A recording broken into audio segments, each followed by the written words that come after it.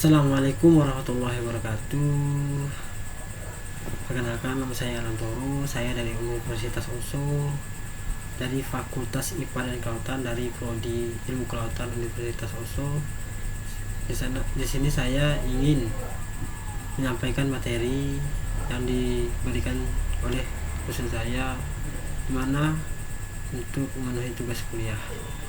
Baiklah, di sini saya akan menyampaikan materi tentang proses pelingkupan identifikasi, dampak penting, potensial, klasifikasi, dan prioritas dampak penting.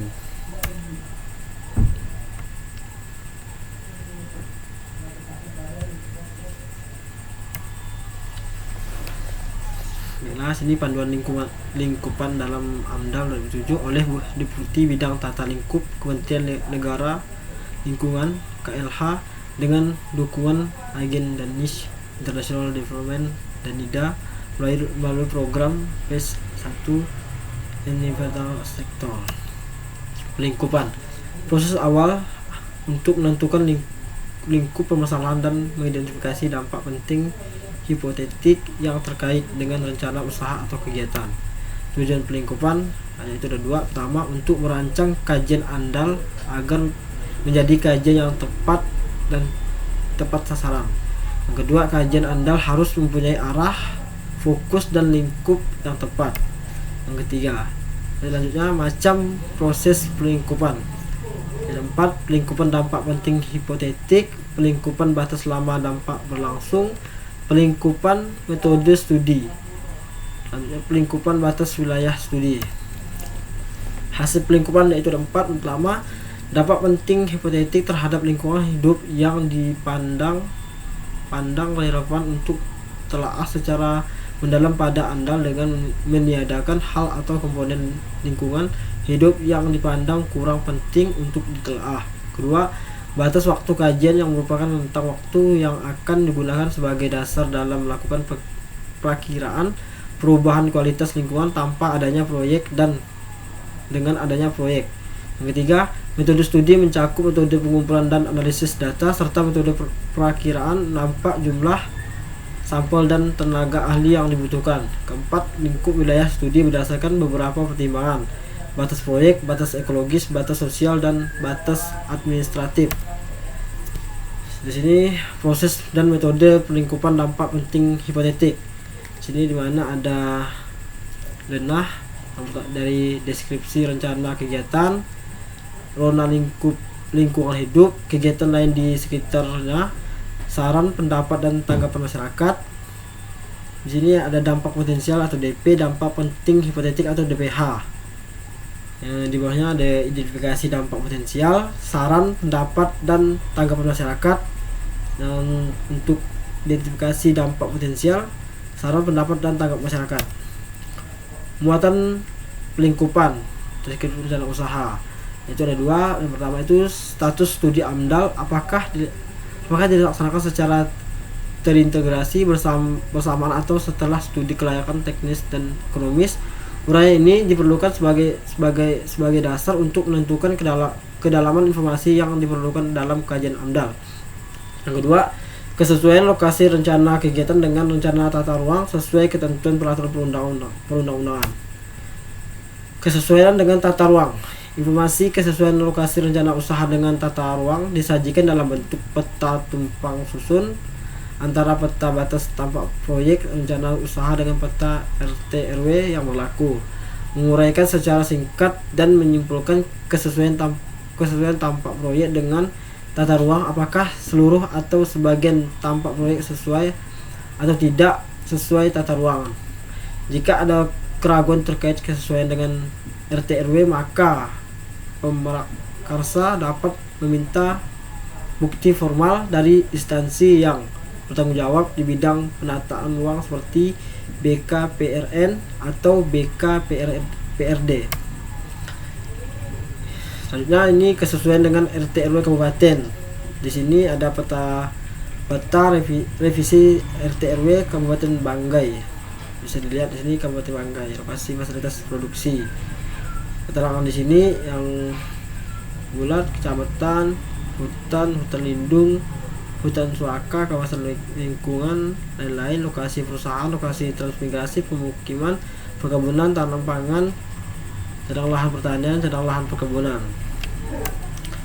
Selanjutnya deskripsi rencana usaha.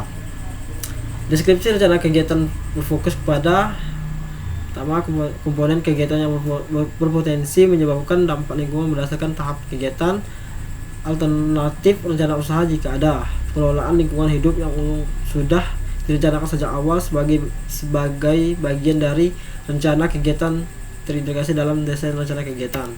Contoh proses identifikasi dampak dan potensial. Proses identifikasi potensial dan evaluasi merupakan evaluasi dampak desk studi. Metode identifikasi dampak potensial yaitu yang pertama, penelaahan pustaka, analisis isi, interaksi kelompok, daftar uji, matrik interaksi sederhana, bagan alir, pelapisan, pengamatan singkat lapangan atau observasi. Di sini selanjutnya matrik dampak potensial pengembangan lapangan gas.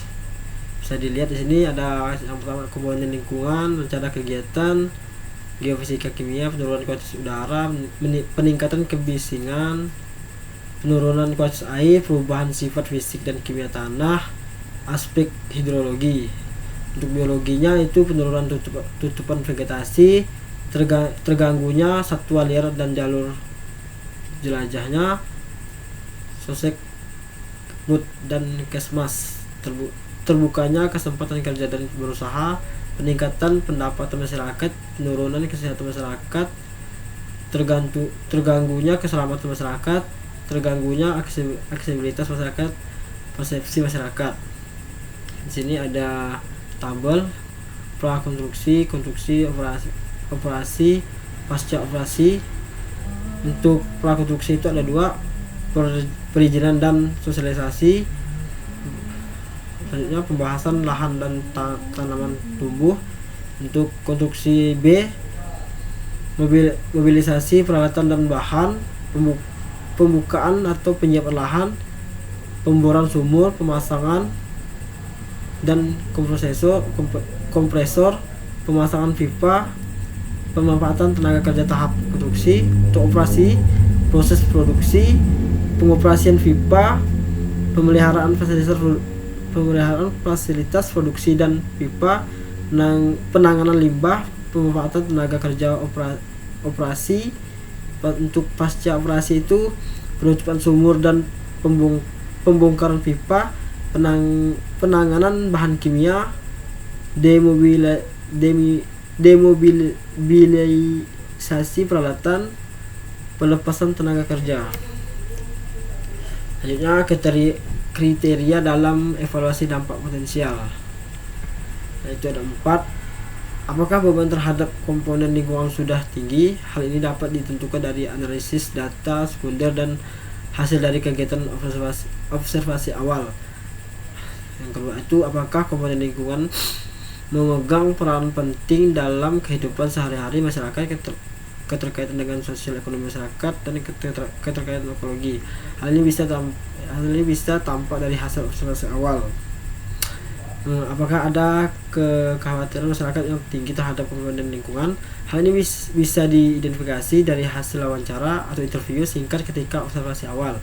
Apakah ada aturan atau kebijakan yang dilanggar oleh dampak tersebut? Hal ini dapat ditelaah dari adanya peraturan baku mutu yang terkait dengan komponen lingkungan yang terkena dampak. Kriteria dalam evaluasi dampak potensial. Permenahan 16 tahun 2012. Kriteria lainnya untuk menentukan apakah dampak potensial dapat menjadikan DPH atau tidak adalah dengan menguji apakah pihak pemaksa telah berencana untuk mengelola dampak tersebut dengan cara yang mengacu pada yang pertama itu standar operasional produk atau SOP tertentu pengelolaan yang menjadi bagian dari rencana kegiatan. Yang kedua, panduan teknis yang diterbitkan pemerintah atau standar internasional DSB.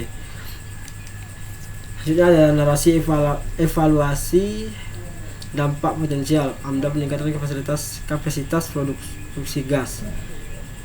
penurunan kualitas udara. Untuk meningkatkan produksi gas dan dari 45 jadi 65 mmSCFD dibutuhkan peningkatan full gas 3 menjadi 5 mmSCFD untuk menggerakkan berbagai peralatan. Gas yang dibakar di flare juga terjadi peningkatan dari 0,4 menjadi 0,65 mmSCFD. Peningkatan konsumsi fuel gas dan peningkatan pembakaran gas di flare diperkirakan akan meningkat jumlah emisi yang berpengaruh terhadap kualitas udara ambien di sekitarnya. Dalam hal ini ada baku mutu kualitas udara, emisi, dan ambien yang harus dipatuhi. Oleh karena itu, penurunan kualitas udara berlanjut menjadi dampak penting hipotetik TPH. Narasi evaluasi dampak potensial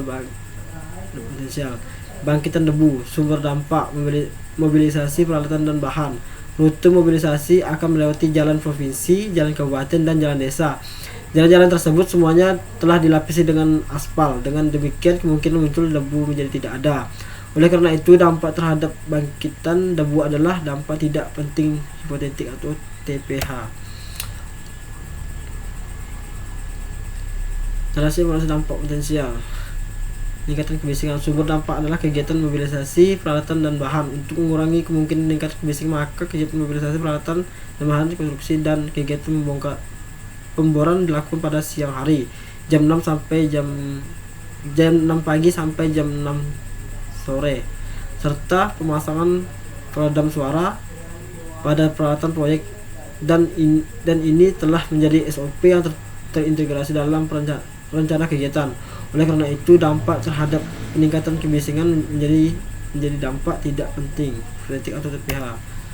Selanjutnya, matik dampak penting hipotetik pengembangan lingkungan gas. Lingkungan rencana kegiatan. Bisa dilihat dari sini kayak slide sebelumnya. Terus bagian alih proses pelingkupan pengembangan lapangan gas. Sini ada tabel, bisa dilihat dari kegiatan lain di sekitar lokasi rencana kegiatan, deskripsi rencana kegiatan, zona lingkungan, sarana masukan tanggapan masyarakat, dampak potensial, metode dampak penting hipotetik. Bagian alir pelingkupan. Kegiatannya sini tabel juga bisa dibaca. Kegiatan lain di sekitar lokasi rencana kegiatan, deskripsi rencana kegiatan, zona lingkungan, sarana masukan dan tanggap masyarakat, identifikasi dampak potensial, metode dampak potensial, evaluasi dampak potensial, metode dampak penting hipotetik atau DPH, tahap prakonstruksi, tahap konstruksi, tahap operasi. Lainnya diagram alir dampak penting hipotetik pengembangan lapangan gas. Pengembangan lapangan gas bisa dilihat dari tabel juga. Ini ada dibagi menjadi 4: prakonstruksi, konstruksi, operasi, pasca operasi. Untuk konstruksi itu ada penurunan sifat fisika kimia tanah, terganggunya satwa liar dan jelajah, persepsi masyarakat. Untuk operasi, penurunan kualitas air, terbukanya kesempatan kerja dan berusaha, peningkatan pendapatan. Pasca operasi, penurunan kualitas udara, terganggunya keselamatan masyarakat, terganggunya aksesibilitas masyarakat. Pelingkupan batas wilayah studi, batas proyek, yaitu ada 4. Yang pertama itu ruang di mana suatu rencana usaha akan melakukan kegiatan prakonstruksi, konstruksi, dan operasi. Yang kedua, dari ruang rencana usaha inilah bersumber dampak terhadap lingkungan hidup di sekitarnya. 3. Termasuk alternatif lokasi rencana usaha. Yang keempat, posisi batas proyek ini agar dinyatakan dalam koordinat. Batas ekologis itu ada 3. Batas ekologis adalah ruang persebaran dampak dari suatu rencana usaha menurut media transportasi, limbah, air, udara, organisme. Kedua, proses alami yang berlangsung di dalam ruang tersebut diperkirakan akan mengalami perubahan mendasar. Yang ketiga, termasuk dalam ruang ini adalah ruang di sekitar rencana usaha yang secara ekologis memberi dampak terhadap aktivitas usaha. Batas sosial. Batas sosial adalah ruang di sekitar rencana usaha yang merupakan tempat berlangsungnya berbagai interaksi sosial yang mengandung norma dan nilai tertentu yang sudah mapan, termasuk sistem dan struktur sosial, sesuai dengan proses dinamika sosial suatu kelompok masyarakat yang diperkirakan akan mengalami perubahan mendasar akibat suatu rencana usaha. Batas administrasi. Pertama, batas administrasi adalah ruang di mana masyarakat dapat secara leluasa melakukan kegiatan sosial, ekonomi, dan sosial budaya sesuai dengan peraturan perundang-undangan yang berlaku di dalam ruang tersebut. Batas ruang tersebut dapat berupa batas administrasi pemerintahan atau batas konsesi pengelolaan sumber daya, batas HPH, batas wilayah kerja pertambangan. Selanjutnya pelingkupan batas wilayah studi. Di sini ada tabel. Pertama, batas proyek, batas ekologis, batas sosial, batas administratif dari batas wilayah studi. Untuk batas proyek itu batas fisik kewenangan proyek di darat dan di laut. Batas ekologis, batas di mana limbah cair dan emisi gas tertransportasi melalui media air, udara, dan organisme. Untuk batas sosial, batas komunitas sosial yang terkena dampak limbah cair, emisi gas, kegiatan proyek lainnya. Batas administrasi, batas kewenangan administratif penegakan hukum oleh pemerintahan kabupaten atau kecamatan. Ini batas proyeknya, ini stasiunnya. Batas ekologis, ini sama stasiun yang untuk batas biologis. Ini untuk stasiun untuk batas sosial dan administratifnya. Ini batas wilayah studi AMDAL, bisa dilihat dari petanya. Ini batas wilayah studi AMDAL, bisa lihat juga di yang tadi ada batas ekologi, batas administratif. Sekian presentasi yang dapat saya sampaikan. Saya ucapkan terima kasih.